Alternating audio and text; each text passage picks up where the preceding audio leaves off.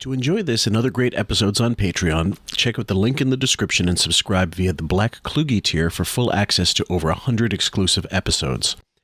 For those of you who would like some QF swag on Teepublic, t-shirts, magnets, mugs, what have you, also click on the link in the description. Now look, I don't want to get into a long explanation. That's not what I came here for. My audience isn't here to laugh. Hour and a half. I have not taken a break. Spread the word about Sirius. We do not take commercial breaks that often. Let's go ahead to Randy. I don't want to be in a wig and a purse. I do that in my personal life. I don't want anybody touching me. Yeah, I don't. I'm with you. Sometimes like, hey, man, what's up? Yeah, you touch me because you're paid to touch me. I'm not saying I was the biggest stud, but I got mine. And I fucked some pretty good-looking women. Way before I was Howard Stern on the radio. Fuck off. Assholes. The nose I have now is gigantic, and the fact of the matter is, the reason it looks different on Letterman, which I've explained a million times, is that I keep the camera so far back on the E! Show, and I only shoot from the right-hand side. You wouldn't turn the children against me, would you? I would try. She would, too. She's coming and she's fighting on all sides. No, but I'd win that one. I wouldn't even have to do anything. If you ever did anything to hurt me, they would hate you. I wouldn't hurt you. I just want to go out and have sex with some women. Listen, by the way, considering what I'm going through, I feel horrible that your smoking hot girlfriend went to a movie without you last night. And then came home. Can I say something about that, though? And then came home. Let's be honest, though. When he was knee-deep in Johnny Walker Blue. Well, It's a bachelor party. I think it was a good idea for the beginning of it. Yeah, I think you would have been just as weird. If we started at the beginning, you go, oh my God, everyone's staring at me. Not me. I love it. I love when people stare. He loves to be stared at. I love it. Move into Sam's house and get the fuck out of our lives. Yeah, whatever. We'll get Beetlejuice to pick out our shirts. Get fatter, Arty. We're more of those fucking things. Beetlejuice will pick out Howard Church. You can live with Sam and blow him. You're being a little, and not only that, baby there. No, not only that, hey, I'm just trying to weigh it You out. can't live without a stylist in your life? Not only that, I'm thinking who would be easier to replace? I think Ralph, of course. But there's a lot of the guys guy who who picks drive. out your clothes. Chris, could you date Ralph? Would you? You couldn't? Why? No, look at that smile. He's lying. You're lying. Robin, Tell the please. truth. Could you date Ralph? Date Ralph? No. Yeah, right. Oh, I please. could. No. We would have the best time, Robin. I wouldn't I talk couldn't to date you. Ralph. You wouldn't talk to me. I couldn't date Ralph, but I could fuck him. I'd fuck his brains out. Well, maybe. Maybe. If you A lot guys of were, people feel that way. I know Ralph is straight, but all right, now I understand. All right. I don't understand. I can't understand gorgeous. It's a straight place. No guy. Let me just say something about men. No man Says gorgeous. Really? This restaurant is gorgeous. Okay. Now, you got to understand something. Guys don't talk that way. Next Guy time. goes, hey, it was a good lunch. And it was sort of set Well, the him on sketch, a- what the controversy was, it was Patrick Swayze, who's, gorgeous. Welcome, folks, to another episode of QF, a podcast about Howard Stern. I'm your host, Fillmore, a.k.a. Jim Fix, and with me back again for the ride is Mr. Len Young. How are you today, sir? I'm good. It's good to be back. It's been a while. Hey, you got in shit for the Mike Starr thing on the first episode we did. I got in shit recently for putting down Alabama inadvertently. So someone in the is a loyal fan, and it's Steve, and I've already addressed it on the thing, but I'm going to tell him I apologize profusely to my friend Steve. I'm going to do a Jackie, and I'm going to apologize to him for not putting down Alabama. I should have contextualized it, because what the context was, Shuley moved to Alabama from New York, and I thought as a comedy career, that's just not the place you want to go. You want to be in Houston. You want to be in, obviously either coast. You want to be in Boston, a comedy city, New York, obviously. You want to be in, even Washington's probably got a scene. Yeah, I mean, it's like an ice cream seller moving to Siberia. Well, I mean, and so, but I told him I refused to take back my hatred of the band Alabama. So, either way, we're going to continue. This is a clip from mid 80s. I'm going to say 95-ish, 96 possibly. Basically, it's Howard getting pissed off at the Friends of the Howard Stern Show going out on tour, featuring your favorite wet brain idiot, Stuttering John, who's a lot younger, just as stupid, and Bowie and Jackie's along for the ride. But there were two clips. One of them was a video, but they were not the same audio. So it was two different instances where Howard decided to fuck on them for doing this. And I just wanted to get Len's take on this, because one thing we have never done since we've been recording is I had never asked you, which I normally do. What was your introduction to the show? When did you start listening? Oh yeah, it was Wesley Willis interview that he did. I think I downloaded that on Napster because I was into Wesley Willis, and I was the only interview I could find of him, and it was from the Howard Stern show. And I listened to it, and I just thought, this sounds like my kind of show. I mean, if you have this guy on for a start, like, yeah, I mean, can you imagine? You know, you're 8 o'clock in the morning and you're walking to school or whatever. I would have been 19 at the time. Yeah, and you're listening to this. This is great. So that was where it started. That would have been 2000, 99, 2000. When was Napster around? Around then, yeah. And easily at turn of the century. Like, I remember the day. I remember when 9/11 happened. I was working. It was 2 o'clock here when that happened, and I remember very, very soon after that happening, going, God, I would love to be able to hear the Howard Stern show, because I was really getting into it at that stage, and I just thought, what better kind of you know, in terms of the proximity to where it's going down and the sensibility that I loved at the time, this would have been great. So yeah, it wasn't as accessible back then, but yeah, that was my first introduction. The great late Wesley Willis. Yeah, and he was something else, wasn't he? Yeah, and so the whole crux of the argument is going to end up being, well, you guys will hear it for yourselves, but ultimately he's shitting on them for supposedly putting out shitty products, and his name is involved. But really, let's get to the root of it. He just didn't want them making extra money. Yeah. Of course. He wanted them as poor as they could. And everybody understands why this is the sad part. They actually had to do this to keep the lights on. This is a kind of a precursor to the Black Party. There's a lot of parallels here, isn't there? This is they're trying to subsidize their incomes. They realize that, you know, the show isn't going to go on forever. Howard keeps talking about, oh, this is the last contract. You know, we need to try to make hay here while the sun is shining. And I think also with a situation like this, I assume this is going to be the same as the Black Party, because you cannot win here. If you do a shitty job, you're ruining the reputation of the great reputation of the Howard Stern show. If you do a brilliant job, you're then suddenly kind of, you know, overshadowing the great master who has is the most thin-skinned emperor. Well, I suppose most of them are, aren't they? But God, yeah, you just cannot win. It's the great double bind, the narcissistic double bind here. Oh, absolutely. And it's a tour de force. So we'll see how much we can get through, guys. This is getting kind of weird anyway. I'm probably going to start yelling in a minute, but Gary, Jackie, and Stuttering John were in Atlantic City this weekend. Yes. Flunky. They were at the Taj Mahal? Yeah. I don't know where they were. They were doing some traveling show. I don't know. I'm getting like, this is what's going to happen in November, I've decided. Me and you are going to do the radio show. Mm-hmm. If I go back into radio. I'm going to get rid of everyone else. Meanwhile, that is eventually what happened. Let's go 25 years, and it's worse than ever. Oh, yeah. And straight away, he's in with the threats. You know, within seconds, he's already saying, you know, you want to be careful here. I'm going to take my ball and go home. Go the fuck home. And what he'll do also is he'll remind everyone how useless they are. Yep. Constantly. Just to keep that insecurity. It's like a pot on the stove. You just want to get it barely just bubbling. Yeah, just reducing the whole time without catching, and you have to flip it out. Like Henry Hill's little brother in Goodfellas. Keep him at the oven in the wheelchair at all times. Except for Fred. I got to keep Fred because I promised him. You don't even have to say that. Fred's not going to leave. Yeah, Fred wouldn't go anywhere. I'm getting rid of Jackie. I'm getting rid of Stuttering John. I'm getting rid of Gary. I'm getting rid of everyone. Yeah. I'm just going to clean out the whole place. Too? Everyone. Wow. Just going to get rid of everyone. I want to have a simple life again. Mm-hmm. I just want to go on the air and talk. Mm-hmm. I turn on my TV and let me see. Who is on the phone? The limo driver for Dominic Barbara. Tom? Is this Tom? Yes, it is, Al. Oh, hey, Tom. How you doing? Hold on one second. Yeah, I'm just rapping. Let me rap. All right, go ahead. No, because I was thinking about it.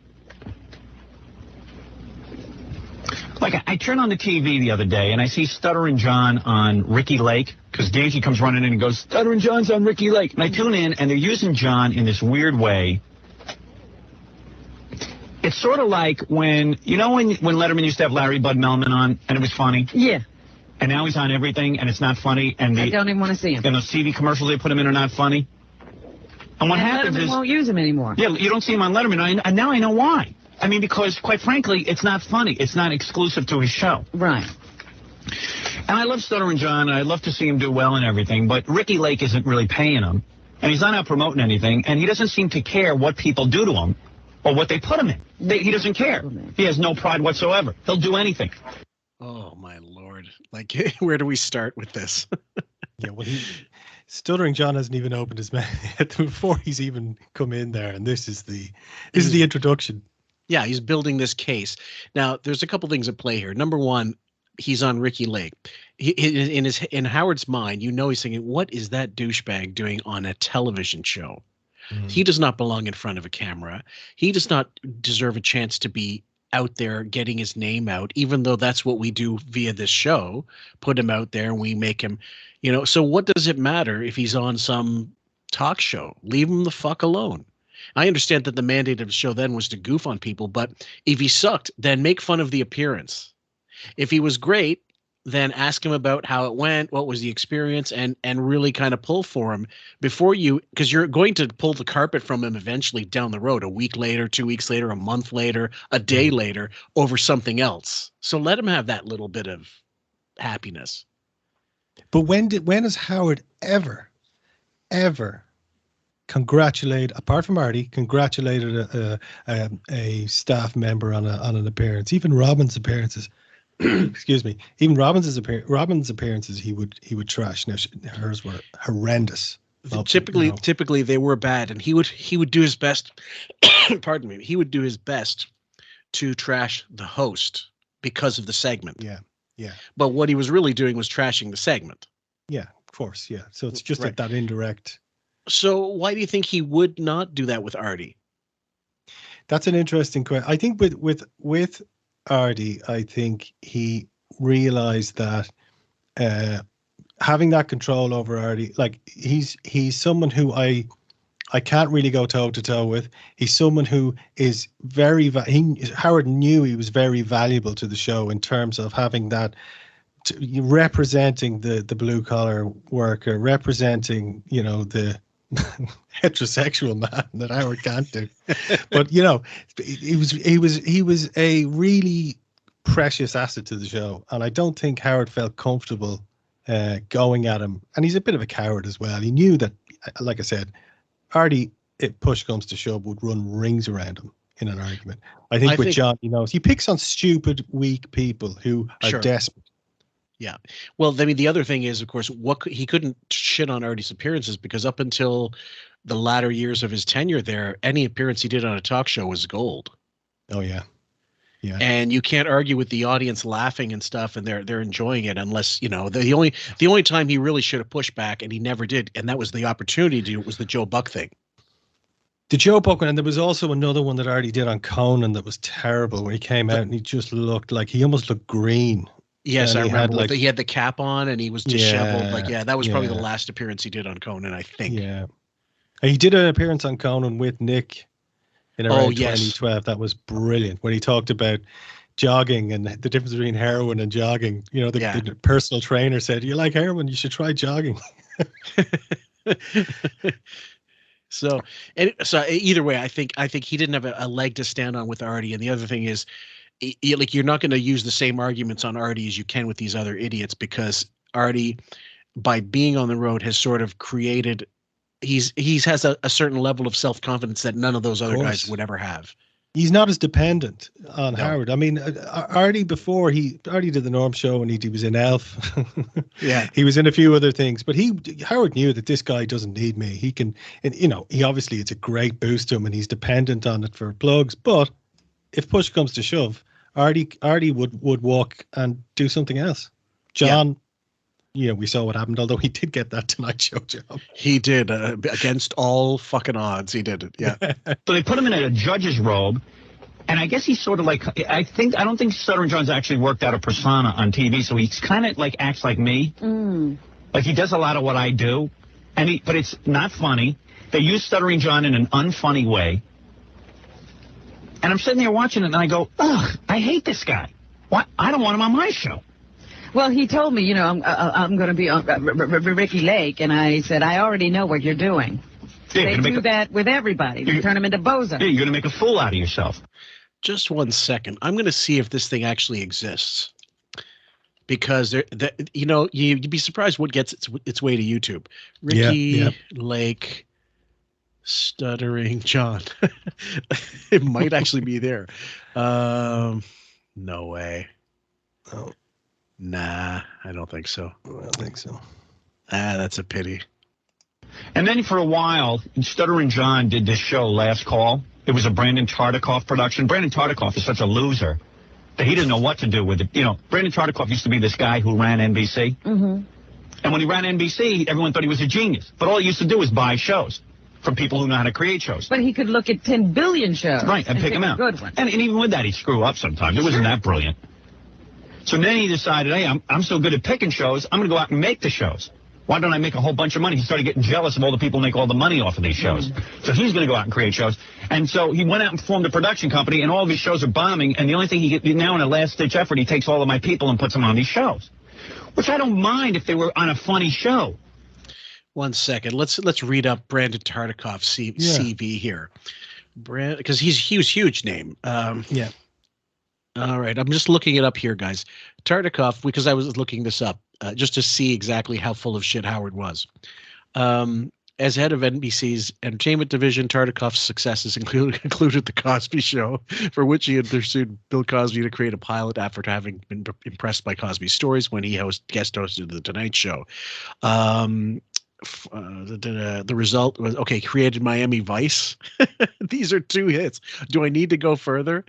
It says Jerry Seinfeld credited Tartikoff with saving Seinfeld from cancellation during its first 4 years of struggling ratings. Johnny Carson broke the news of his retirement in February 1991 to Tartikoff at the Grill at the Beverly Hills. So he did a number of things here. But either Knight way, Rider. Yeah, Knight Rider, a lot of hits. Anyway, like Family later Ties. On, I think he also did some appearances, but it says here The Golden Girls. Great, that's a classic. The original Law and Order. Wow, these are huge. Like every show here now was huge Cheers. over here. Huge. Cheers was huge over here. So that's international success. Right. So once again, if you listen to Howard for your information, your brain empties like exactly like the Grand Canyon. The mastermind behind Son of the Beach lecturing us about TV success. You got it. But Stuttering John went on this Last Call, and I refuse to talk about it on the air because, quite frankly, what they're doing is, since I won't be on Last Call, they'll take one of my people and hope that I'll talk about it ad nauseum and propel it to a #1 slot. Right. And I don't want to get sucked into that. I mean, can you blame me? First of all, I'm embarrassed by what John's doing, and John's on the air pretending to be Howard. And he's making a fool out of himself, and he looks stupid, and I don't want to certainly promote it. So now John's off the show, and the show looks like it's going to be canceled. But it was he got thrown off?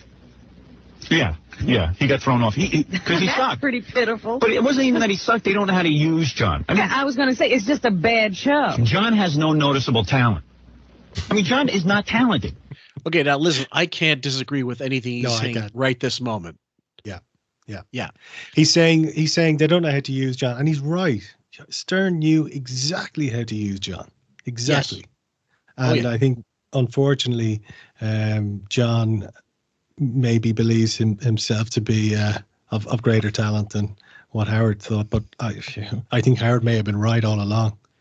Well, he's right about this, but it's the shifting levels of importance Howard gives him when it suits his purposes. Like when Jay Leno poaches him, he's one of my guys.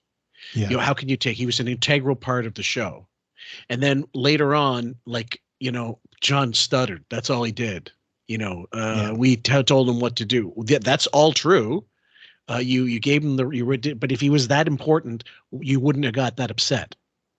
Like if he was that important, you would have got upset for that purpose, but you wouldn't discourage people from thinking he was something important later on if he wasn't really that important. Yeah, I mean, Stern plays that kind of balancing act of just really just degrading these people, but then also throwing out a bit of red meat to them when he thinks it's required to just keep them bobbing below the surface. Their head, whenever their head comes up above the water, he punches it back down again. But they don't sink to the bottom. They tread, you know. So that's what he wants. It's a perfect waterboarding situation. Fucking hell. I hate to break it to him. He's not talented. He's a robot. Jackie and Fred and me write him questions. Jackie sits back there with Fred. He needs to be programmed. Yeah. John's funny if Jackie writes something for him or Fred writes something for him. John is like an actor. The same could be said about Howard. He needs things fed to him. Oh yeah, 100%. I mean, if you take it's a bit like Shuley. You know, if you take away all the supports, if you take away all those props, you just put a microphone in front of Howard and nothing else. It's like flipping a turtle on its back. Just useless, absolutely useless. Oh man, I remember.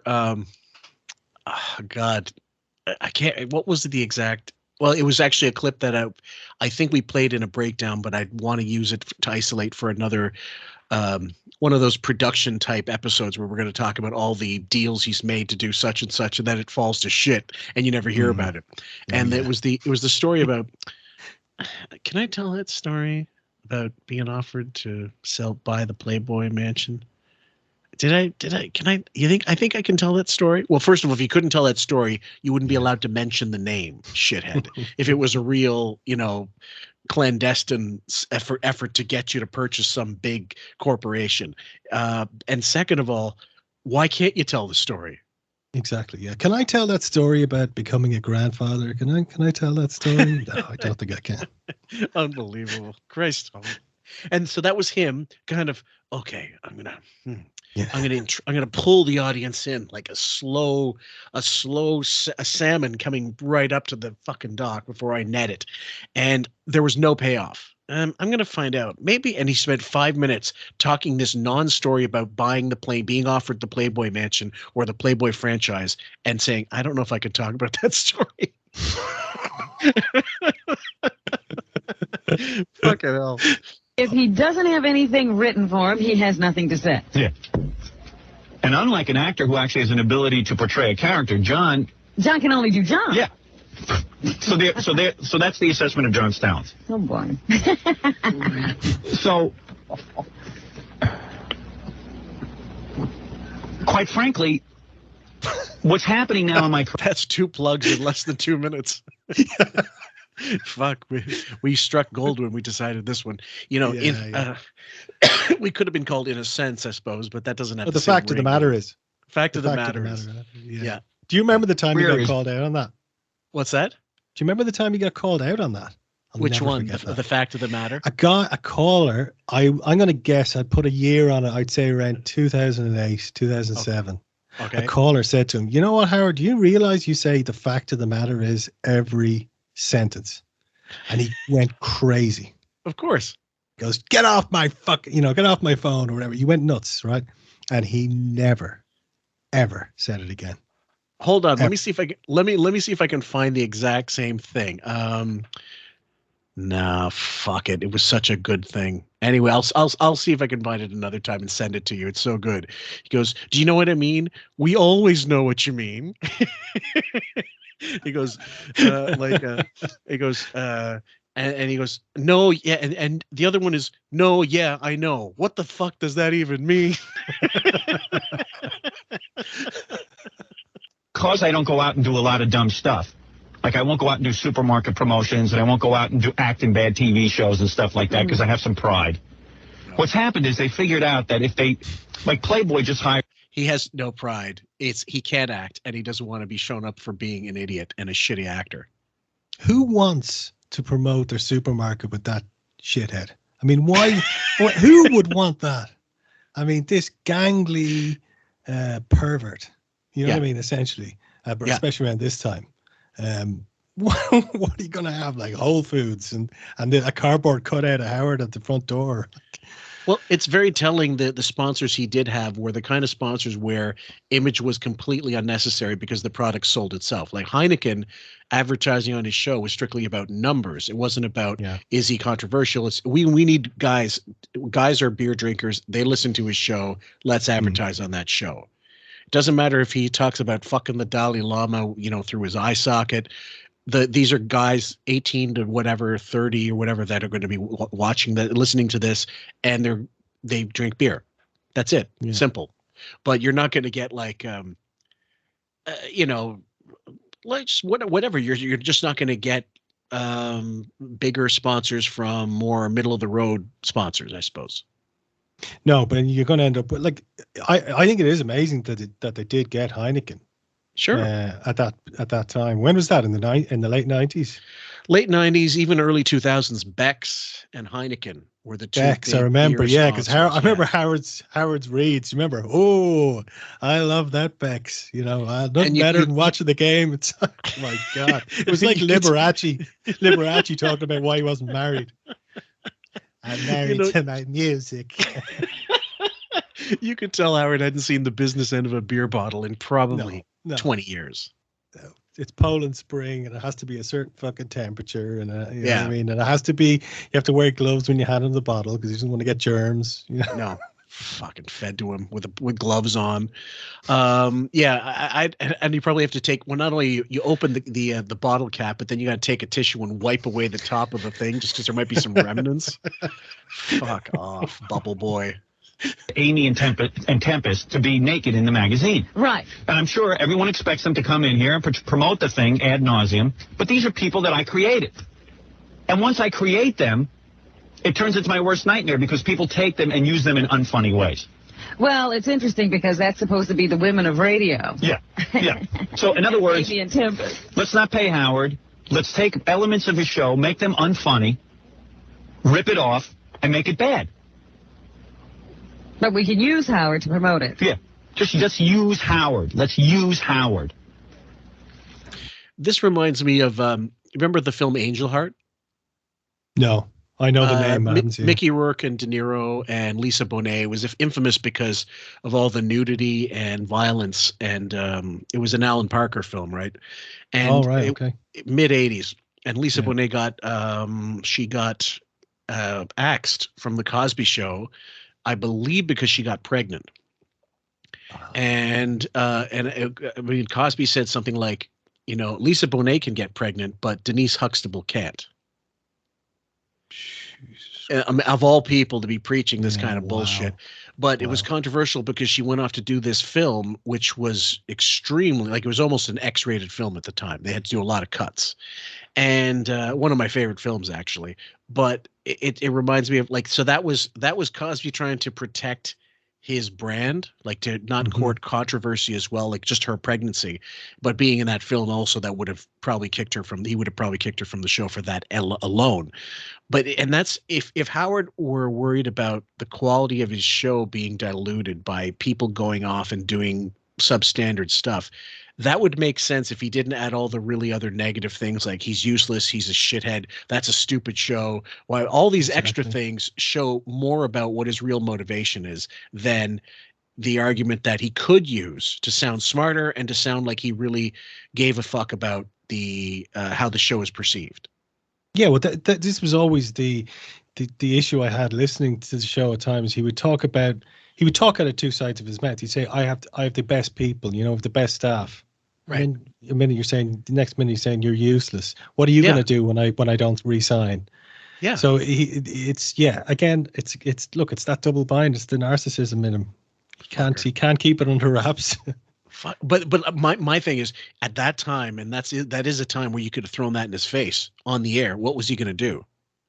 Fire you? Okay, maybe, but he's too much of a pussy to do that even. Yeah, I think he would fire people, but not to their faces, obviously. No, he would arrange for them to not be there. That was the other clip I thought we were going to play when it was the KC era, and he says, he's with Bowie, and he says, look, when I say yes, you have to know it means no. Yeah. I don't want to be a bad guy. I don't want to confront people off the air. Yeah, I mean, look, these guys are walking on, Gary must have PTSD. They're walking on a daily tightrope of, I have to be assertive, but I can't be too assertive because I'll be seen to be maybe getting too big in my boots. You know, it's just you're just constantly flittering from one to the other. It's crazy. Let's say you've got to work for the Howard Stern Show. What would be a job that you feel you could do that you wouldn't walk off as a result of, you know, not wanting to have to interact with him? Well, a lot of the people who work there don't. I mean, a lot of the people aren't on air. I know there's 70 people now, but even back in the early days of series, there was probably only, I don't know, maybe only half the staff were on air. I don't know. I'd say so.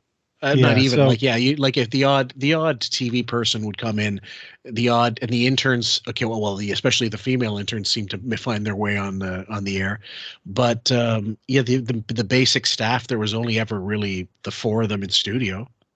I would, to me, I'd be honest, and I know if you were a big fan, you'd be like, wow, I'd love to work on that show. But if you really stand back and look at it, it looks like a horrible place to work. You get paid you get paid a pittance. Yep. It's a total toxic atmosphere there. You've got this, you know, what's her name came in, Marcy Turk came in and just kind of did Howard's bidding. So you've got that whole, even the Howard TV's guys getting fired, and it just seems like a horrible, horrible place to work. I don't think do any of them seem likable? Even like Will and. I liked Will at times on the wrap-up show when he would just kind of shoot from the hip, but Jason is not likable. Gary's not likable. Gary used to be a little bit more of you know, like just more affable, I suppose. You like you know, the guy that, you know, he's taken a few punches, so you take him out for a burger and kind of, you know, look, you'll be all right tomorrow. Tomorrow's a new day. Take him under your wing. Stuttering John, a long time ago, might have been seen as sort of likable in a schlub frat boy way, but I never had a great like for him. I think KC would have been it seems like a nice guy, you know, for all his, I mean, you know, I'm sure he's the type of guy who'd probably, you go for a drink and he'd tell you the story about how he needs $1,000 for something. And, you know, that type of scenario. But I mean, John Hine, fucking hell, imagine sitting beside John Hine and having to listen to him every day. I would probably start buying guns and crates of ammo to bring into work. I hate to say it. He'd be clicking his fingers and pointing at you and going, top 10 Rush albums, go. You know, that type of person. What's your favorite burger at you know, Wendy's? I don't know. Yeah, whatever it is, take everything off of it. Yeah. I like the bacon cheese omelet burger without the bacon cheese, the omelet, or the bun, actually. Yeah, give me the pasta, hold the sauce. Yeah, that's kind of nice. Fucking hell. You know, we've got nephews and nieces that eat like that. Alcohol, noodles, and anxiety. That's their diet. It can't be good. It just can't be. It just can't be. They grew up spoiled kids, and they were finicky about their eating, and as a result, they're still finicky. And it's like if you salt and pepper to them, it's like freaking Indian food. Oh, come on. I put salt and pepper on everything. But anyway, I don't know about, I read you read about gut flora and the connection between mental health and your microbiome and all that. If that's true, those guys are, no wonder they're, not happy. I mean, I think it makes sense. Maybe it's true. I don't know. Well, if I'm Bowie, I've got a straw and a bottle of Jack Daniels just about every night. Oh, fucking right. Yeah. But while he's working. He was drinking during COVID. Now, I remember during the early days of COVID, I think there was a bit of a novelty to it. And the first few weeks of it, there was a bit of that going on everywhere. But then everything settled down. But I think Gary was like, he was going at that tequila every night. And he was on pain meds for the He was probably bored as fuck. He couldn't be entertained at the house. And if you've got to stick with Mary the whole time, what are you going to do? I think he realized it's over. I think he realized it. I think he realized there's a moment which everyone arrives at when it becomes clear that the fun days, the finish line, the finish line is in sight and it's all over, bar the sweeping of the room and the emptying out of the desk, and the real fun, free-spirited hot days are over. Because you look at Howard, fucking hell, like he's holed up in that place, and I think Gary knew that was it. Once he got his hooks into that mansion and he was working from home, he was never going to release. Yep. Well, I'd say he knew back in the Marcy Turk era that the fun days were going to be over, to be honest. But in terms of the whole, like, I think what bothered Gary more than anything was them maybe emptying out the studio of their shit.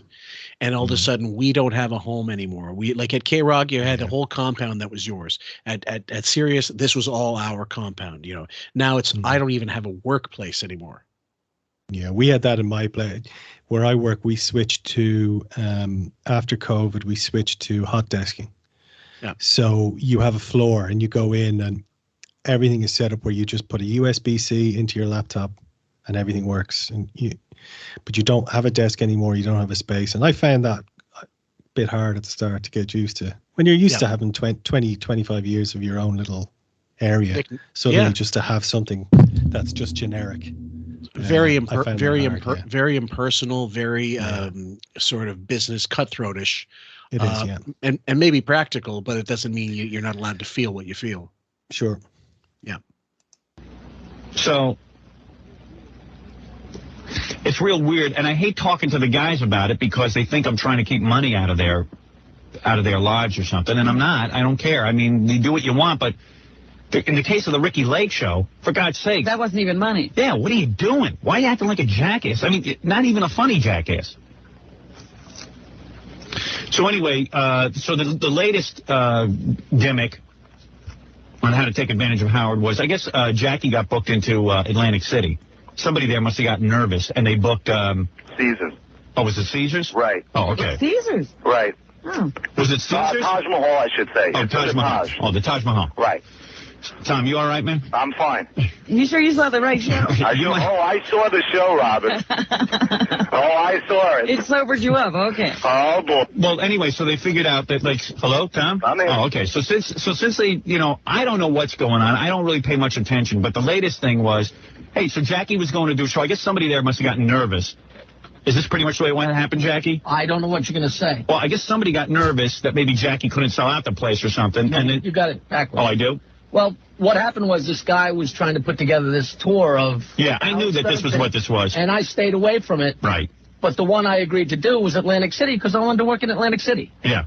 But it was all done at once, to the best of my knowledge. Some guy had figured out, hey, I'll just book everyone from the Howard Stern show. We'll get Elephant Boy, we'll get Jackie, we'll get Gary, we'll get Stuttering John. Sounds like the Killers of Comedy. It really does. I was just going to say, I mean, the parallels. I mean, they couldn't sell out the shows, and they had to bring in the friends of the Howard Stern show. So who they got back then? So instead of Yucko and the Iron Sheik, you have Elephant Boy, Crackhead Bob. Who were the others around then? Whoever. I mean, it would have been like the Jesus Twins, let's say, or they were great. Hank, or Hank. I don't know. God, back in the day, like Debbie Tay, if she's still alive at that point, I have no idea. But the sort of, like I said, convention aspect of trotting these people out and maybe making money. I mean, Howard, he did stand-up gigs when he got fired from NBC, WNBC, and they were awful, pathetic. We tried to go through one of them, and we stopped. We were going to go through part 3, and then Sam said, "No, we can't do part 3. I can't believe we did part 2." That's how bad it was. I think that's probably why Howard knows how hard it is to put a show together, because he knows he can't do it. So when he sees other people trying to do it, he obviously he doesn't. He knows how weak John is in terms of stand up. He knows he's not funny. Yeah. Oh yeah. But and Jackie can be funny, of course, but it's limited to, can he put together a whole show and be do 45 minutes to an hour? He probably can, but I don't know. He'd run out of steam, I think. I'd say so. That. Oh yeah. And we'll make it like the traveling. I basically told him I didn't care what happened as long as I got the money that I normally get for doing a show. I didn't care what went on around me because I wanted to work at Atlantic City. That's my problem. I care what goes on around me, and I care how this show is presented. See, that's my problem. I care about the show. Some guy had this brainy idea that he was going to do Friends of the Howard Stern Show tour. So in other words, they were going to use my name, get everyone that I've developed. Even Gary. The reason Gary people want to see him is because of what I do with him. Mm-hmm. They're going to get all these people together, put no thought into what was going to go. It was going to be a bad show. They're going to rip people off. And they're going to blame you. And they're going to blame me. Well, that never would have happened. They literally would have called in and said, Howard, the show is so fucking bad. And you would have had hours on this show to talk about how bad it was and goof on them. You would have had material. And maybe he isn't getting that from the audience. And that's what he's really angry about. This wasn't as bad as I hoped it was. It wasn't terrible or it wasn't good. It was in the middle, which is no good for me. I need one or the other. Do you know, I think might be in the back of his head, and actually might now that it comes out of my mouth, I think it's at the forefront of his fucking empty skull that he's not actually getting a piece of this thing. Yeah. And his name's attached to it. Yeah. I mean, to think of Scott the Engineer not being able to do GoFundMe by saying, I'm Scott the Engineer from the Howard Stern Show. Yeah. Which is such a spiteful thing. Like that's done out of nothing but spite. And I think that's a segment. That's a good portion of why he's pissed. Well, I think we've said it before, but he did cash residual checks for pennies. Yes. You know, so if you look at his net worth and maybe me or our net worth, that is the equivalent of fractions of a penny, and he's going and cash. Look, so that gives you an idea of what type of person he is. Oh yeah. And anyway, it just goes along with the whole, what is it? God, what was the word Chicago Bob used?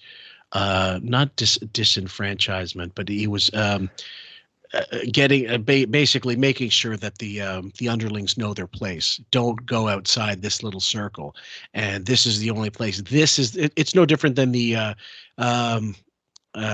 fuck you, my captain. When what's his name, Sussy left, and I don't know how anybody would leave this job.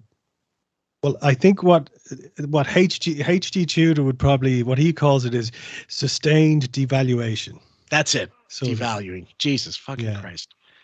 And so anyway, we'll play a little more, guys, because Stuttering John eventually will come in and, well, not plead his case. He'll really just get the hair. What was it they called about Ferguson? The hair dryer treatment. Yeah, Alex. Yeah. Yeah. The hair dryer. Yeah, and he threw a boot and hit David Beckham in the head, cut his eye. It should have been a combat boot. I hate that old fucking thing. Jesus fucking Christ. And if you ever should want to do a show, that'll already be stuck in some people's minds that the last time they went to the Howard Stern show, it was a ripoff. Right. And apparently what happens is Gary goes out there first. The show in Atlantic City, Gary goes out there first. Right, his mom comes out first. Yeah, his mom. Okay? Now, Gary is a guy that basically has nothing to do. He has nothing to do. And Gary's going to come out first, make a total jackass out of himself, and people are going to be sitting there. He doesn't put any thought into what he's going to say. He doesn't put any thought into what the production's going to be. Nobody has an overall concept for this. They introduced Gorilla and showed his head. Yeah. I mean, what is that? Sounds very much like the Killers of Comedy, but a cleaner version. Yeah, look, again, we're probably repeating ourselves here, but it's very similar because what you do with these shows, it's a very standard kind of consistent experience where people show up it's almost like show up to look at an accident. Yes. Once you get a 5-second visual of it, you're done. Once Gary walks out and he says something, you go, well, I've seen him now. And then the audience are no doubt drunk, and then they get bored and hostile. It's the same every time. Now, Jackie is a different story because Jackie could really, he's more beloved than Gary. I would imagine at that time he's probably more liked, and he's got a routine. He's got, he's got talent. Right. He's got, thousands of vaudeville jokes that he can name at the drop of a hat. And, he'll tell you the punchline to any one-liner piece of shit joke back from the 1920s when they were still building the Titanic. And was it? Well, are you saying you weren't a fan of Jackie's joke hunt? Jesus Christ. Well, the thing is, like, Jackie, it's funny because Jackie is hailed by so many people as having put the funny in Howard's mouth, right? And I haven't seen the documentary yet, guys. I plan to. I just haven't got around to it. I'm pretty sure I know everything that's in it already. I'm more interested in what other people have to say about him vis-a-vis the interview segments.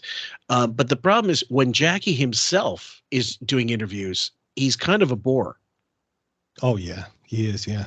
You know, because now he's seems the elder statesman, Jackie, and he'll tell the odd joke, but but then it's the joke. It's not him. You know, it's not really. You know, I could look in an old joke book and tell the same thing, but what does that sustain for the rest of the interview? No, it doesn't. No, so yeah, his interviews are quite similar. They mirror his act, which is he has all these stories rehearsed in his head, and once you ask a question that in the Venn diagram in his mind even clips slightly one of these stories, he will just spit it out word for word. Yeah. And he won't get any thought on the fly, nothing. And no he deviation. Won't listen and he won't listen to the interviewer either. He'll just keep going through. But I think with Jackie though, I think that joke, you know, those jokes that are so bad you can't help but laugh. Jackie has a few of those, and the Give Rodney a Chance one never fails to make me laugh because it's just so awful. It's just, and the voices he does, everything, it's just terrible. Well, I mean, there's certain jokes that are like so terrible, like the one Gilbert told, because he was, I can't remember, but him and Dara, and probably, I don't think Frank Santapadre was on the dais, but he was there. They were all on a stage somewhere, and Gilbert said, you know, there are these two soldiers in Iraq, and you know, the one soldier says to the other soldier, I just had the best sex of my life. I said, I fucked this Iraqi broad, and I fucked her in the ass, I fucked her in the pussy. And then the other soldier says, why didn't you get a blowjob? He goes, well, I wanted one, but I couldn't find the head.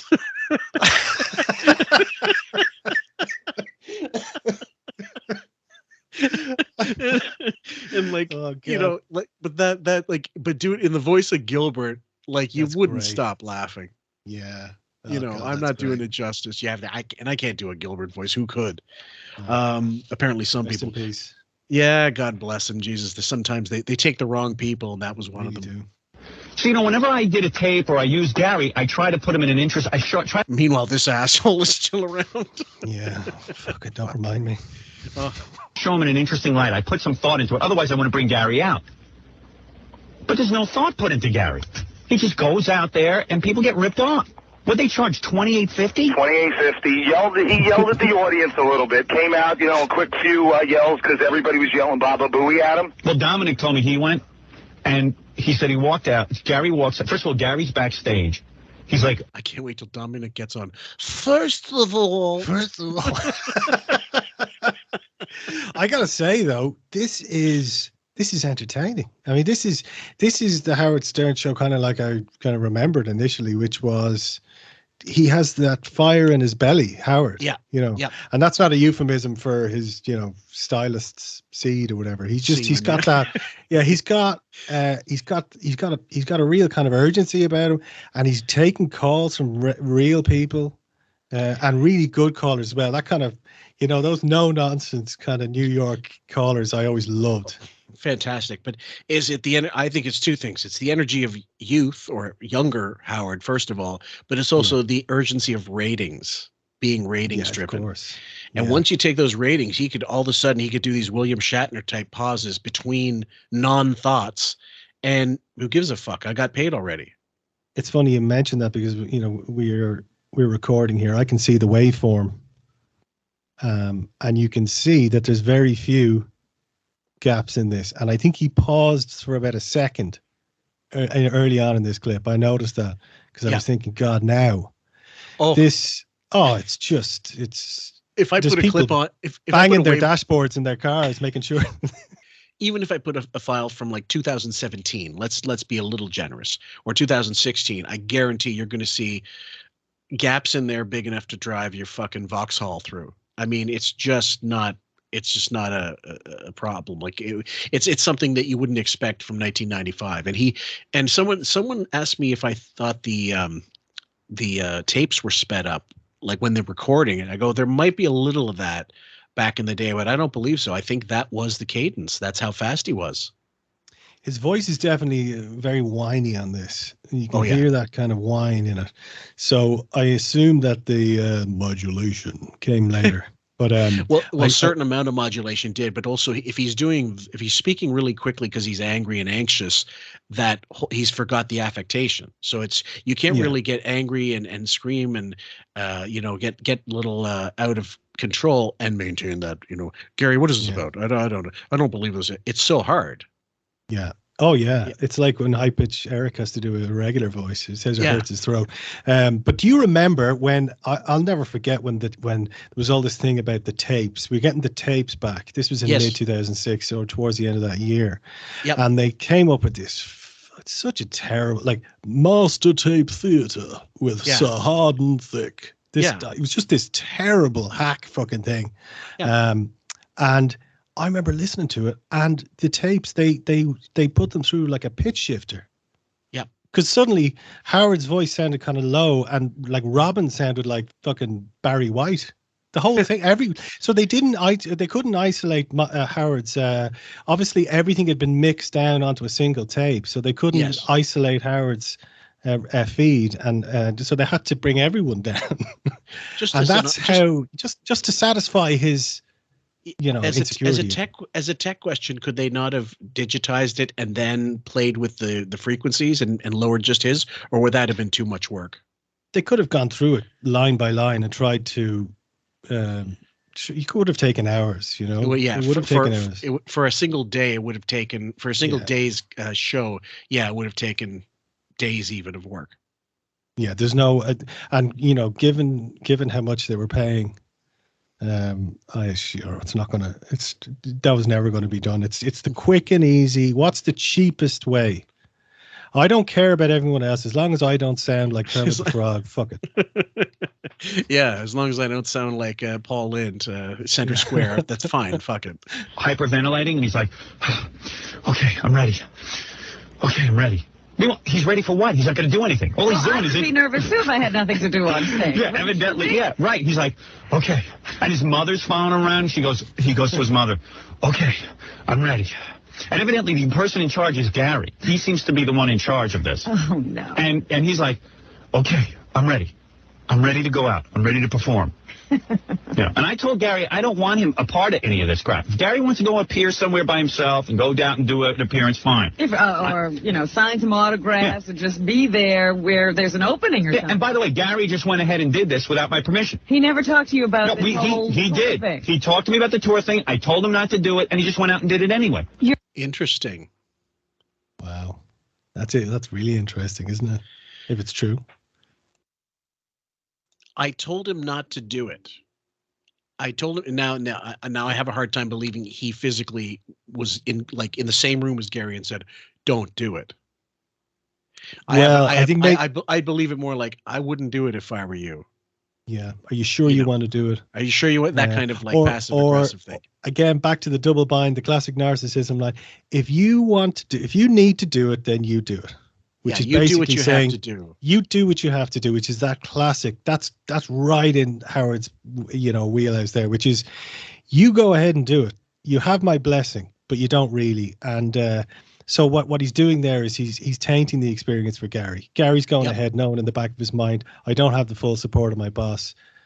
And God only knows what he'll do to me as a result of this. Exactly, after the fact. Yeah. And he did that with Arty in the getting time off for beer league. Oh yeah, yeah.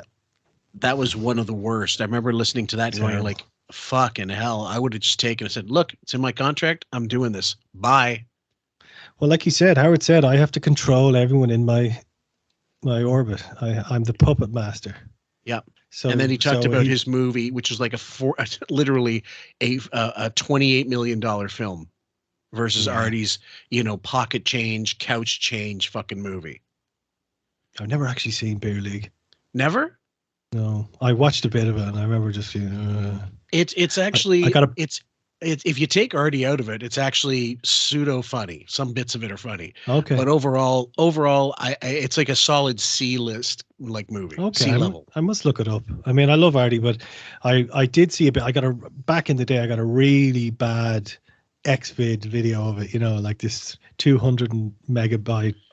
Bad video, so I never watched it, but I did watch a tiny bit of it. But I think just a bit like Arty's stand-up, you sit down and you think, I'm gonna watch this, and then within a few minutes you're checking your watch or scrolling through your phone. And yeah, I think in terms of baseball movies, it's not even, you think about Major League, you think about I think of Bull Durham, you think about I'm trying to think of comedies in baseballs, baseball movies with comedies.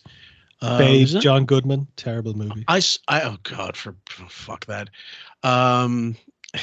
Arty had a great appearance on Gilbert. They brought up Gilbert, or they were just going through names. Like Tony Perkins was playing one of the Red Sox or something, and Arty, of course, took that to like, well, I always knew, perfect to have a gay guy play a Red Sox, but. Then Gilbert goes, it's Paul Lynde as Babe Ruth, doing the Babe Ruth story. Yeah, I love that. I'm going to hit a home run for you, kid. Before you die in the hospital, I'm going to hit a home run. Oh, my goodness. I know you might die before the game. When he can crowbar Paul Lynde into anything, just do it as the voice of Paul Lynde, automatically makes it funnier. When he did it with George Takei, I think that's probably the single funniest thing I've ever heard in the show. Listen, you Jap bastard. Trust me, even just won't get in the paper.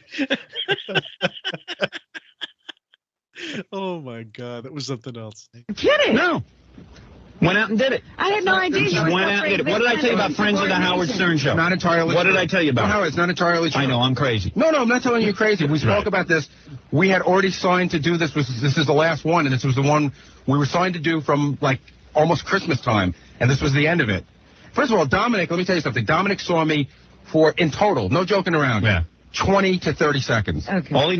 Dominic just said he went backstage. No, Gary was like this. Dominic's a guy who is dying to get on the air. I don't know. He told me, he said, and Gary sat back there and he goes, okay. But just nothing like that happened. Okay, I'm ready. I never said that. I don't know. Jackie's laughing. I got a feeling it happened. No, I'm laughing at the whole situation because I know that nothing true is going to come over the air, but the whole thing. Oh, no, everything true. Believe me. Let me tell you. Dominic was You'll not tell me. near the stage. No, here's the truth. I'll give you the truth.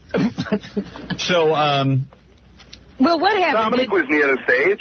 Yeah, Dominic sat there. Dominic was Dominic was 2 tables to the left. I thought you said Dominic saw Gary backstage. Well, yeah, he saw him backstage before the show. He was there for maybe 20 seconds. He said he saw enough. He said he was backstage and he saw Gary like hyperventilating and going, okay, I'm ready. So when he goes out, he starts yelling into the microphone, Gary.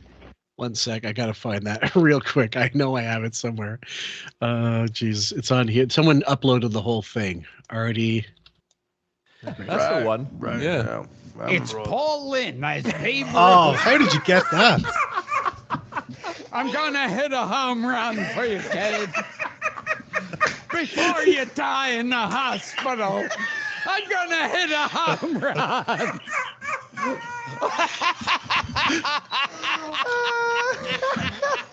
Holy shit. I know you might die before the game, but trust me on it.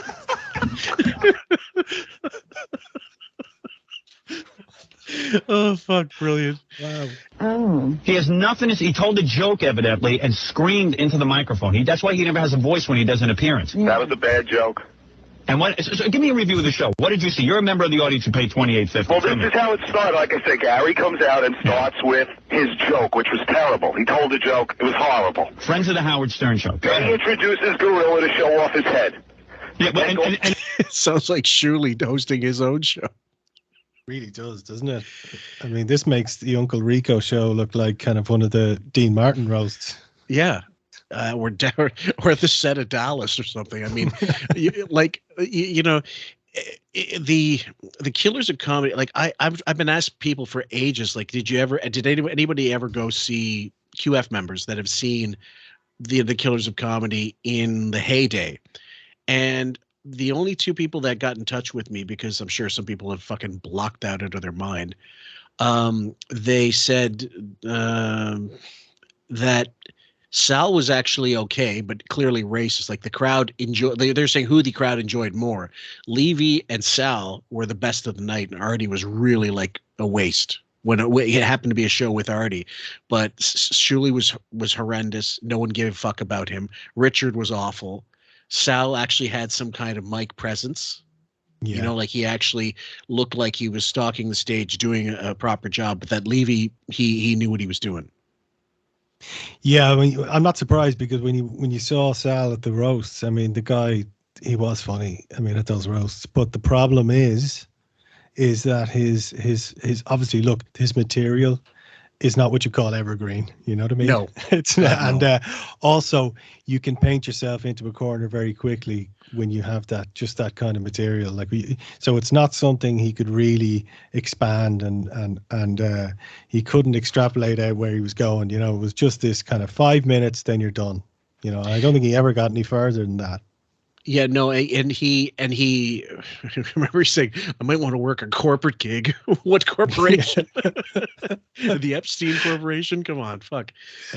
So, but Arty did Gilbert did a sorry. A bit of a lag. I think Gilbert did a corporate show one time, and he said that the guy from the company, like apparently the CEO from the company, had to physically take him off the stage because he was so offensive and people were so offended.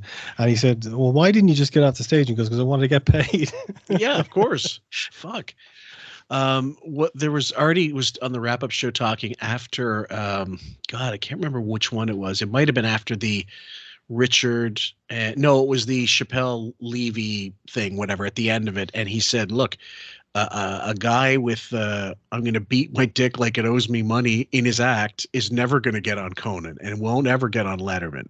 And the Arty was what Arty wasn't quite honest about was his getting on Letterman had nothing to do with his stand-up. Correct. Letterman heard him on the show, heard bits of him on the show, and must have thought this guy would be a great storyteller. Put him on the show. Hence why he had Jay Thomas in do that Lone Ranger story every New Year's without fail, because it's a great story. Yeah. Did you ever hear the after story on the Gilbert podcast when Jay Thomas talked about afterwards, like I can't remember the name of the actor who played the Lone Ranger, but like after the whole anecdote, then what happened? It was funny as shit. No, I never heard that. Hold on. Let's pull that up real quick. It doesn't have to be part of this. Guys, we decided we're going to throw this in anyway because you might appreciate it, but you have to go into the Clayton Moore story on YouTube. Basically, he used to do it for Letterman all the time, and it got a great reaction every single time, no matter the audience. But this is the after story. Is there any chance, or is that strictly for Letterman? What? Of the Lone Ranger story? No, I don't. I'll tell you the after story. Okay. Everybody knows it. And you can go online and see the original. Yeah. You know. It's a treat for people that don't know it. Jay does it every year on the Letterman show. They know. Christmas. Somebody knows it. But the Lone Ranger, I opened car dealerships. I was a disc jockey, and you can see the whole thing. And so after it's over, there was a car wreck, and the Lone Ranger helps me and my stoned friend out of this situation. So we get back in the car, and we're driving the Lone Ranger back to this motel in Charlotte, North Carolina, right? And so we're so thankful he helped us out of this wreck situation. And we get him back to the Red Roof Inn or whatever. And is there anything we can do for you, Mr. Moore? And he goes, as a matter of fact, could there be any perhaps entertainment or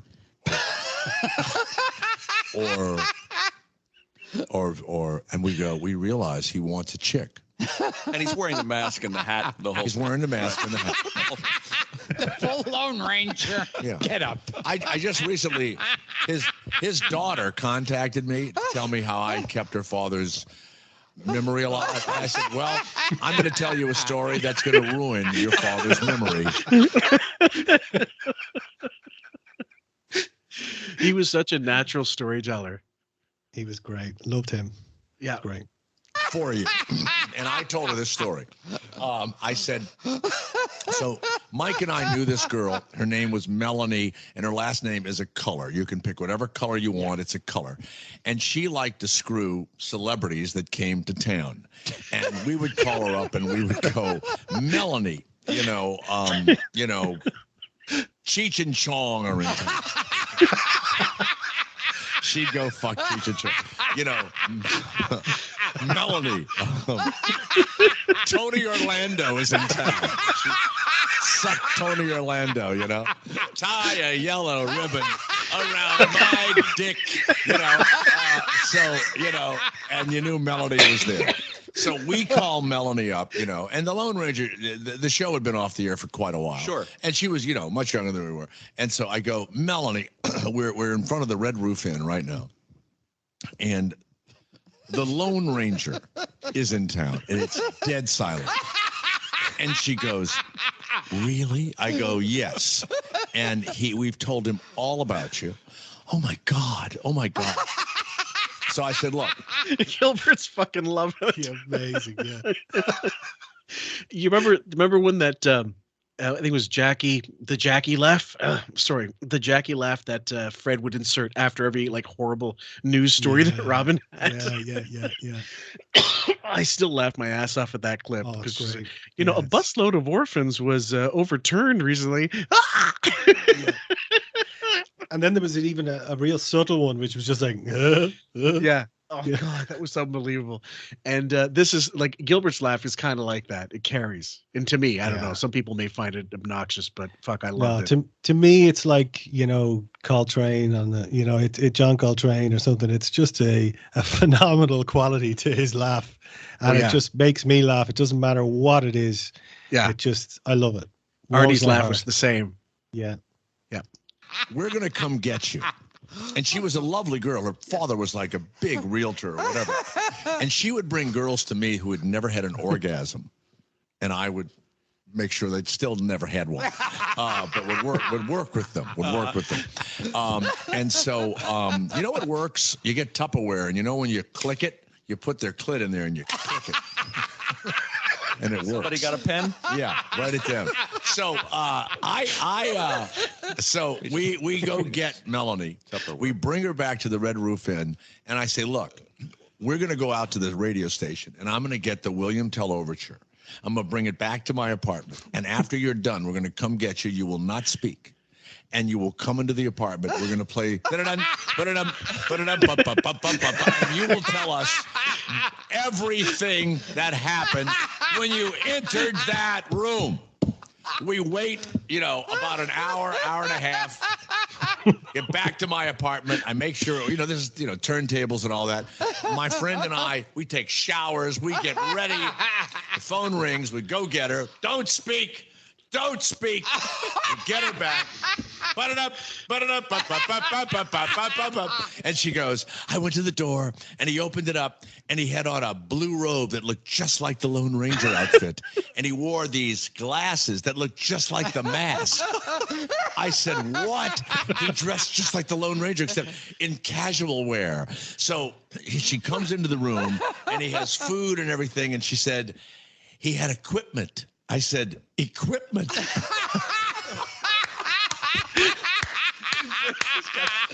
He had, and we didn't know from vibrators. We didn't silver bullet. We used our penises. We didn't, you want to vibrate? We shake our dick a little bit. You know what I mean?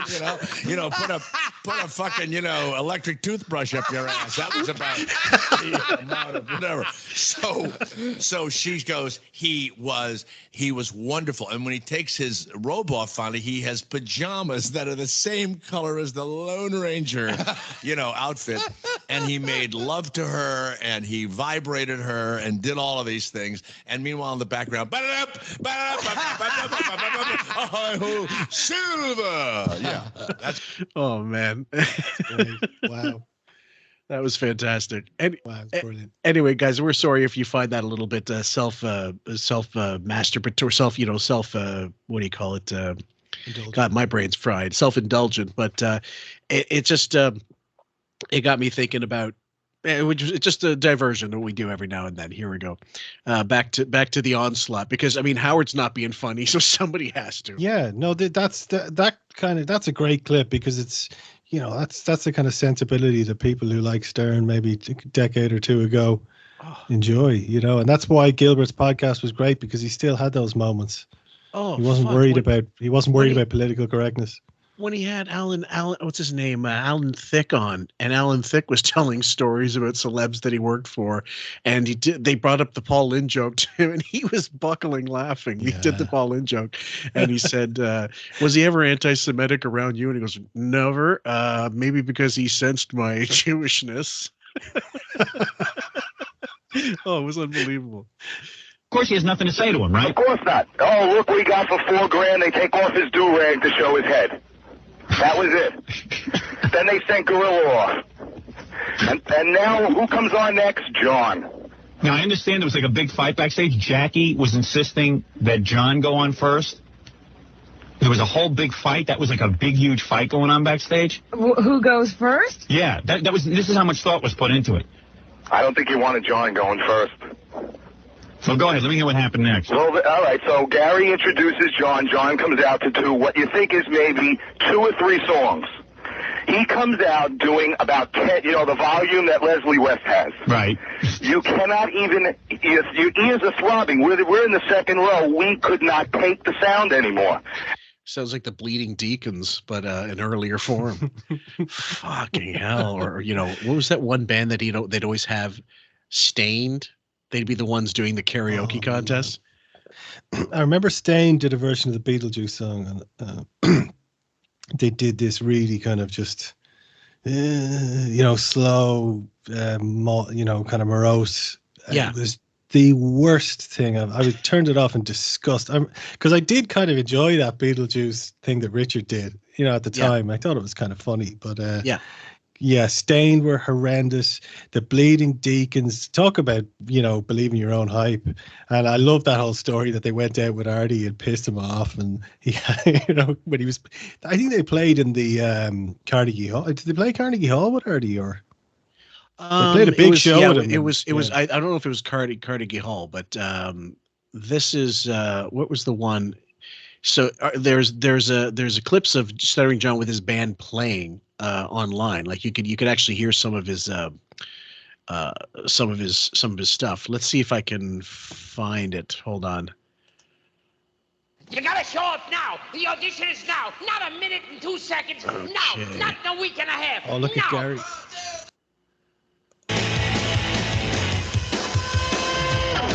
We need someone with a little bit more experience.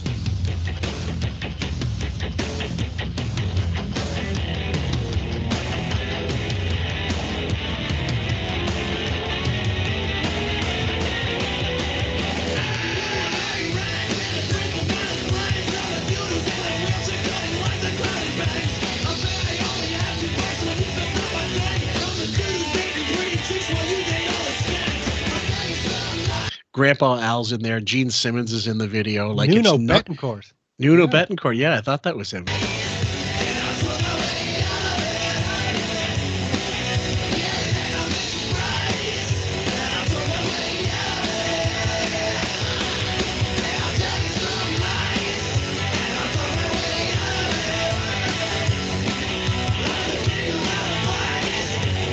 Musically, it's nothing. There's nothing amiss with it necessarily. He sounds very. I don't think it sounds horrific. I don't. Yeah, I think I've heard a lot worse. Oh yeah, worse. Like King Norris. Yeah. God, don't talk it down to me. And do you think? I think there's John. John might be, like I said, like we've said before, might be an idiot right now. But when he said that he thought Fred was jealous of him for having gotten a record deal and stuff, I think he's bang on. I think yeah, definitely. 100%. Fred's that type anyway.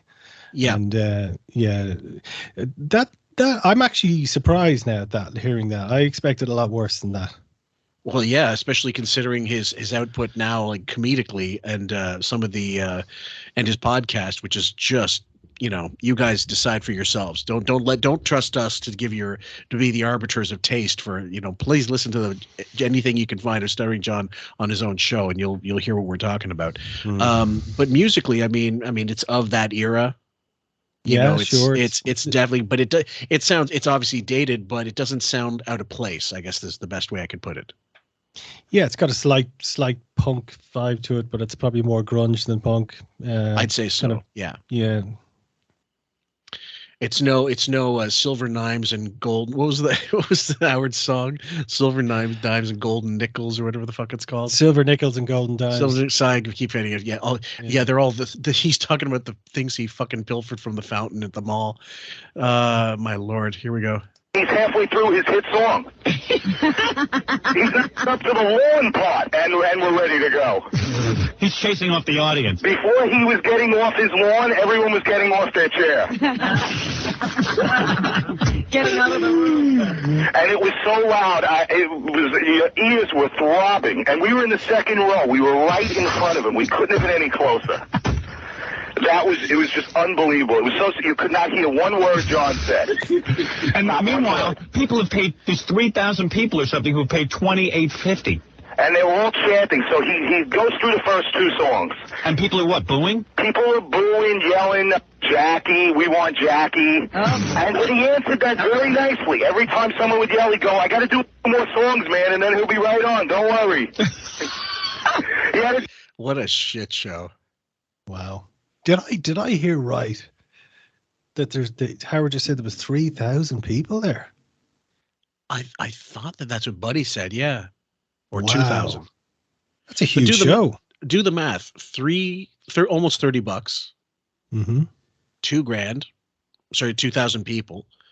Fucking, that's a lot of money to be split with. Not too, like, I can imagine Bowie getting an extra 500 or like an extra 250 or like literally $300 to show up there and be not even an MC, just make an appearance like Elephant Boy. You can be sure Howard had done those calculations. Oh You yeah, can be sure of it. And then Stuttering John with his band, probably like 1,500 or whatever. Jackie would have been happy getting a few thousand. Yeah. As a result of that. Yeah. He said he just wanted to be paid what he usually gets. So. Yes, and he was always, yeah. and you know what it was? He played clubs. He did not play arenas. Like, so if they had like a music venue in 2,000, upwards of 2,000 tickets to be sold, and they sold, he probably, he might get a little more than he normally get, but then the rest be shared with the rest of them. Jesus, that's a lot of money. Huge amount of money. Yeah. Wow. For I those- really did. Yeah. I thought this was like 200 or 300 people in some kind of, bar somewhere. This is like this is not a bar at all. This is a dedicated large venue. So. And it sounds like there weren't any ducks in the parking lot. Fucking hell.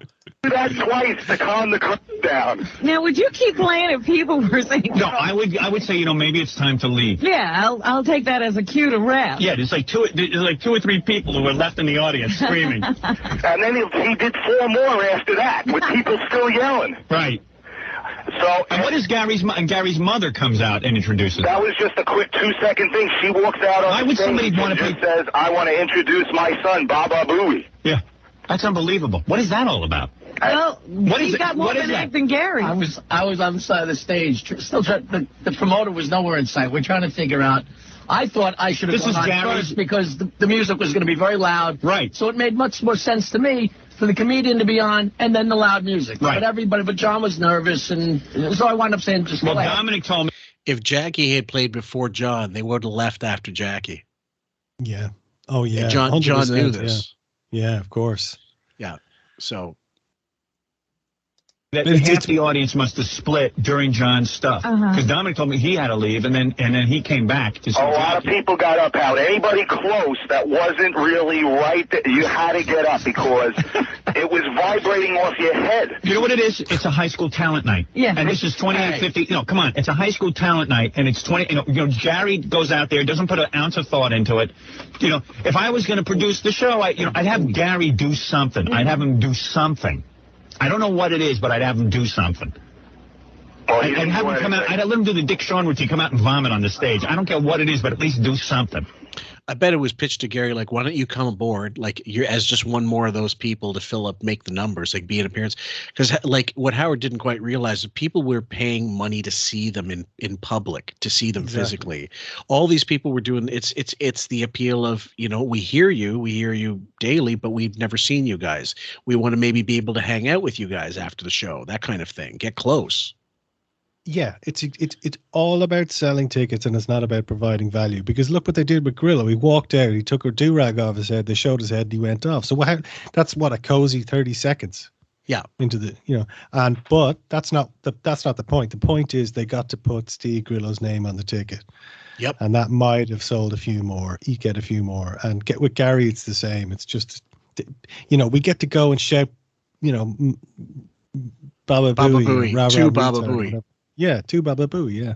Yeah. It seemed like they just brought Gary out just to introduce him, but you know what even stranger is? When you come in, before you get into the club, they're not selling Jackie stuff, they're selling Baba Booey stuff. You can't buy a Jackie thing, and he's the act. They're selling Baba Booey t-shirts. It made absolutely no sense. Who's going to buy a Baba Booey t-shirt when you're there to see Jackie? I don't know, but all I know is I told Gary I didn't want them doing any of this crap. Well, it sounds like it was as well organized as the Pottstown debacle.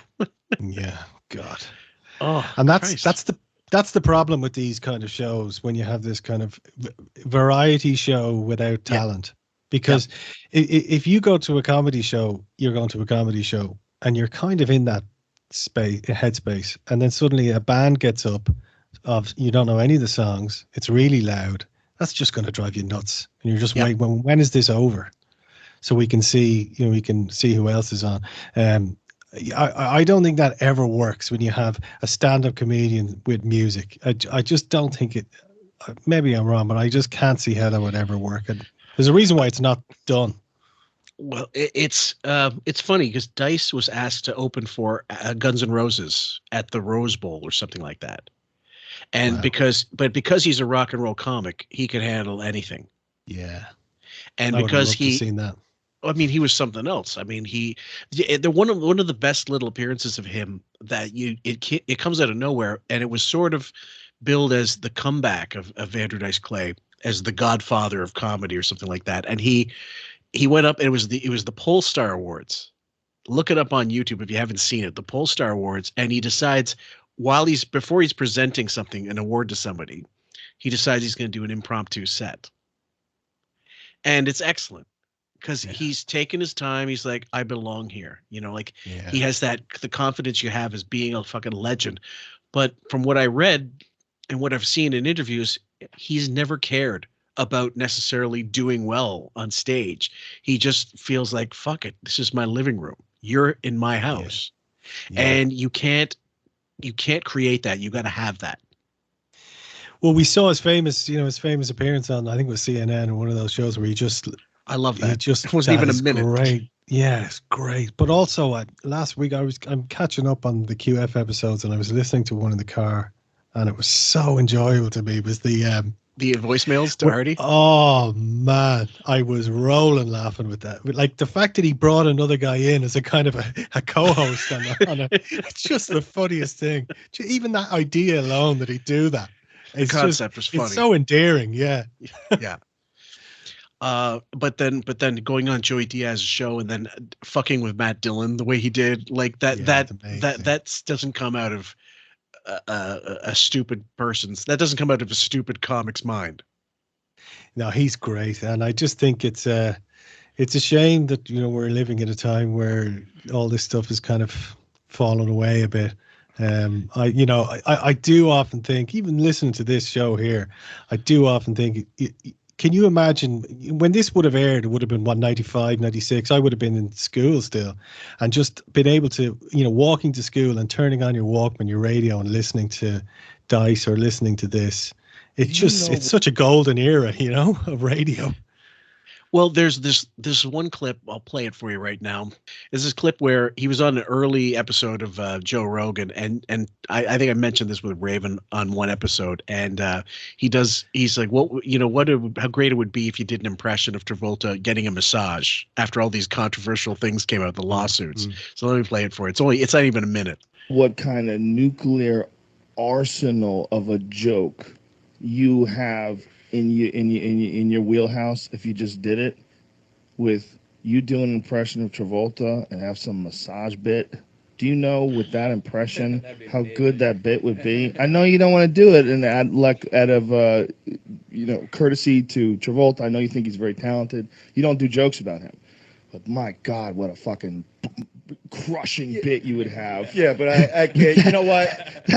Your impression is really good, and then with the situation is so ridiculous. Him just wanting to get jerked off by all these guys. Him saying, "Let me massage you." You know, like the whole thing is great. I mean, it's ripe for comedy. I'm not hating the guy. I love him. Would you like me to dig my thumbs into your neck a little?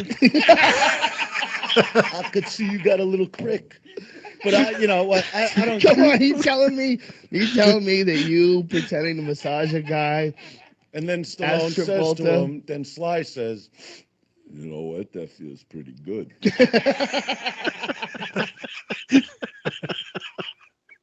Oh, effortless. Great. I've never been one into impressions that much, to be honest. Like back in the day, it was trendier when I was a kid. You'd always see everybody do impressions and stuff. But his idea of doing these impressions of putting them in completely incongruous situations, the same way Gilbert would do just about any. That's what made him funny, like masterfully funny. Not someone just doing a complete run through of Al Pacino in The Godfather. But Dice did, I think it was on Howard, he did an impression of Marlon Brando and Al Pacino, but like in The Godfather, the scene in the garden. But what he was when he was giving him advice on when you're fingering a girl, don't go further than the knuckle, because any further could cause discomfort. He goes, "I got you, Pop." It was unbelievable. But that's what you need for that to be funny, for impersonations to be funny, you need to be a funny guy. Because I know back when I was growing up in the 80s, watching Sky Star Search and all these shows, you would always have these guys coming on who could do reasonable impersonations, but none of the material was funny. And then you also had the guys who were kind of coming towards the end of their career, and maybe in their 50s or 60s, and their impressions were way out of date. You know, they'd be impersonating prime ministers that were dead. You know, long dead. Like you need. But again, you can do that if you're Gilbert, because you make a bit out of it and you make a joke out of it. So Gilbert does impressions of these kind of movie stars from the 40s and 50s, and the bit is that he's so lazy that he doesn't want to update any of his impressions. Fuck, it's incredible. I mean, like, just the idea of like, here's Ethel Merman doing Did you get that parrot I sent you? Oh fuck, he was something else. Yeah, he was great. I don't want any of this. Understand. Gary says I created a monster. Booked before you said no. I don't. Yeah, I don't care what it is. Tell the guy you're sick. Tell him you can't do it. Tell him your boss said no. But it sounds like you never heard about it before they started booking things. Oh yeah, I heard about it. They were going to do a 6-city tour or something, and I just said no dice. No. What I'm saying is nobody came to you and said, "What do you think of us doing a tour?" Yeah, no, absolutely not. I found out about it. That's exactly how everything's done behind my back, as if I don't put any thought into the show. But I'll tell you something, Gary. Here, mark my words. Come November, I'm going back to my simple radio career. I'm downsizing. I'm getting rid of everybody. Tired of leeches. Wow. So there's Robin feeding into the whole, they didn't come to you about this, like you're some kind of the comedy pope. Like the same way he's going to argue that, why did Joan Rivers have to go to Johnny Carson for permission to do a show? But the same is not, the goose, what is it? What's good for the goose is not good for the gander. Yeah, Robin's always there, ready. She'll detect which way the wind is blowing, but always side with him, because she knows she's completely free here to say whatever she wants. She's in no way kind of involved in this, so she will toe the line and stick the boot in. It's only until about, I would say, probably sporadically that maybe 11, 12 years later it's serious, when she wouldn't be so adverse to sticking the needle in a little bit when she thinks he's full of shit. Yeah, and I think that's around the time their relationships probably started to devolve a bit. I think that time she got into a big argument with, was it Ashley or one of his daughters? It was the oldest, Emily. Emily, okay, yeah. I'd love to know what happened there. I'd love to know the full story. The only audio we played, I think it was with Deborah. No, it was actually with Raven and Sam, that particular episode, and or it might have been with Deborah and Raven at the same time. But either way, they were so vague about it, and we all kind of theorized what it could have been. But either way, whatever it was, I'm sure it was Robin just overstepping. 100%, yes, just completely overstepping, and in the way she does. But I saw the photos of Howard with McCartney and who was it? McCartney? Was it? It was McCartney. God, the Ash, recent his ones daughter. in the His Hamptons. daughter was yeah, there. his daughter and his new son-in-law, who I'm certain didn't think of hobnobbing in the Hamptons when he was deciding to court Ashley, who I'm not going to say anything about her looks, but I'm saying, I'm sure that had nothing to do, no bearing on his decision to date this one. And I mean, Howard wearing the bloody Beatles t-shirt.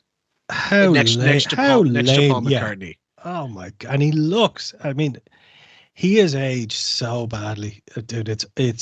It's really, he looks to me like, I was staring at the photo of him. You put it on Facebook. I was staring at it.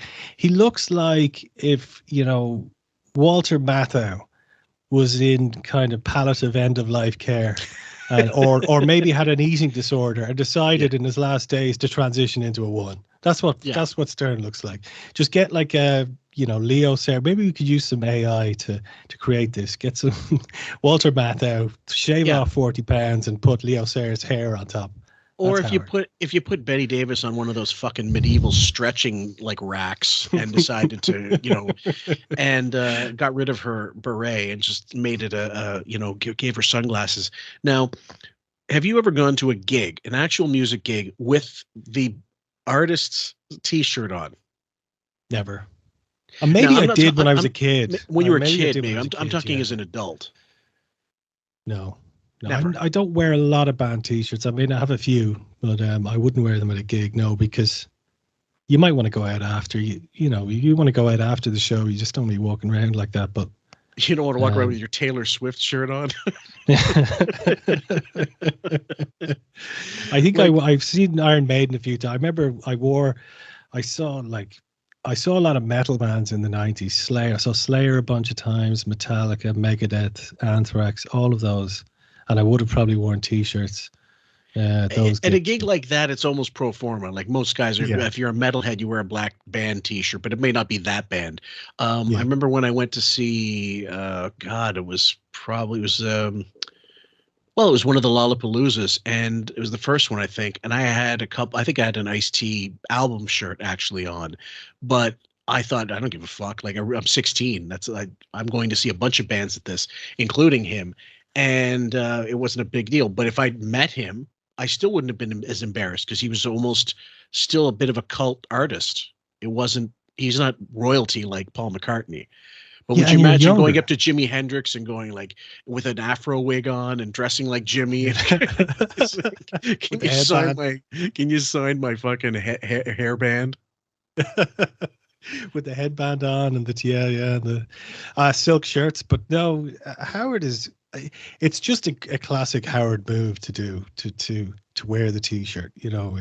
He's like most of the time he's like an alien. He's like Bowie in The Man Who Fell to Earth. He's someone who's impersonating a human, and this is something in his head. He thinks, "Oh, well, I'm meeting McCartney. I'll wear he'll wear the t-shirt as a sign of respect." You look like an idiot. You look like an idiot.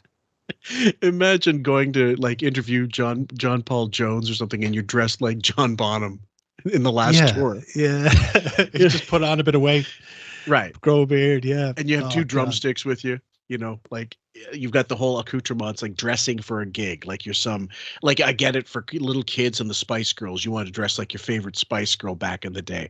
Yes, but not a grown man. Certainly not Paul McCartney, who, I mean, think about it. He's not too long ago, I think, sometime during the pandemic, he posted, much like Ringo, I will not be signing anything anymore, because anything I sign is just going to be for charity purposes. And I respect that, actually. He just doesn't want people selling his name. Of course, and it never ends. When does it end? Yeah, it never ends. And Ringo started the same. Yes, and I don't blame either of them, for fuck's sake. They probably have carpal tunnel syndrome signing all that shit over the years. I remember he said after a certain date, it's gonna be tossed. Yeah. So that's what he did. He drew a line underneath it. And I don't think anyone judged him badly on that at all. I mean, you see on you look up any of these TMZ or any of these sites, and when these guys, Dave Grohl, I saw one with Dave Grohl, and there's just a team of guys with loads of vinyl and guitars and everything looking for him. They're not fans at all. They don't even know who the guy. They just know what he looks like, and they know how to sell it on eBay, and that's not. Yep. That's Speculators. Not right. Yeah. No, these days, whenever I want something signed, I buy it pre-signed already. Like if it's a book, like Mickey from Lush, she wrote a book recently, and I bought it. It was a signed copy, and I said, sure, I'd love to have that. And it was a fantastic book. Thankfully, it was a great read as well as, a signed copy, big deal. I got Benjamin, actually, as helping us out, a signed Pat Cooper book. Oh, very nice. Yeah, and then certain things like I've got a drum head with the brothers, the Reed brothers, Jesus and Mary Chain, a band, my favorite band of all time, basically.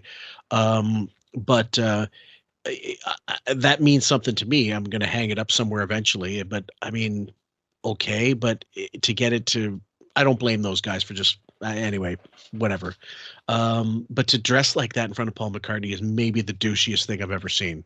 Yeah, it's awful. I only have one signed piece of memorabilia already, and I have a 7-inch of the Specials "Too Much Too Young" signed by Terry Hall, who passed away recently, from USA. It says Terry Hall USA 1980 on it. So that's one I have downstairs, but that's it. I mean, it's a great hobby though. It's a great thing. I just don't have room to keep all this stuff. That's the problem. Well, that's it. I get signed 8x10s. I've got red buttons. I've got Jonathan Winters. I've got, just recently I got a Johnny Carson autograph, which is one of the. I just need an Ed McMahon one and a Don Rickles. I've got the Don Rickles, so if I can put them one between the other, I can just recreate the order of where they'd sit on the stage. That's beautiful. Put that up on the wall. Yeah, absolutely. Keep it behind glass. Yeah, beautiful. Completely. So anyway, guys, we're going to tie up this episode, and we're going to try to continue with the rest of it another time. We hope you've enjoyed it so far, and hope you enjoy our little musings that go off the beaten off the beaten path a little bit. And all we can say is go Liverpool. Yeah, look, it's really good, isn't it? I'm feeling great now. Although I just saw before we came on air, or to record, I see that the Saudis apparently there is a astronomical figure they're giving for Salah. It could be up to 200 million with Gomez. It's insane money. Apparently it's astronomical money, and I think everyone has a price. I think he could be gone by the end of the week. I'd hate to, because I'm going to London in a few weeks to see them. Mm-hmm. So I would love to see Mo before he heads off. I'd love to see him live, so to speak, but I think he could be gone. But I think this season is really interesting. It's looking really good. I think we saw on Sunday that, Klopp, that was a tactical masterclass from Klopp. We saw some real magic, like world-class magic from Darwin. We were talking about the Newcastle Liverpool game, guys, in the EPL. That's for Kerry. I know Kerry, you follow English football as well as German. So, and so there was a 2-1 at in the last 10 minutes. Liverpool scored 2 goals to win at Newcastle. And it was just unbelievable. With 10 men. With 10 men, yeah. For an hour. 10 men for an hour. Yeah. So it was excellent, and hopefully have a good season. I think it's going to be an interesting season, but very competitive season. So fingers crossed we'll do well. Yeah. Anyway, thank you so much for hanging in on this one, brother. Appreciate it. Thank you. It was a pleasure. Take care, guys. We love you. This girl has father issues. So he's clearly a mad Irish drunk. We don't know that. She has dyed black hair. She's goth. She's like the fat gay guy son on The Sopranos. She's probably shit in the gym shower several times. And she tells Levy this on the computer, and Levy goes, "Whoa, it's perfect. Perfect."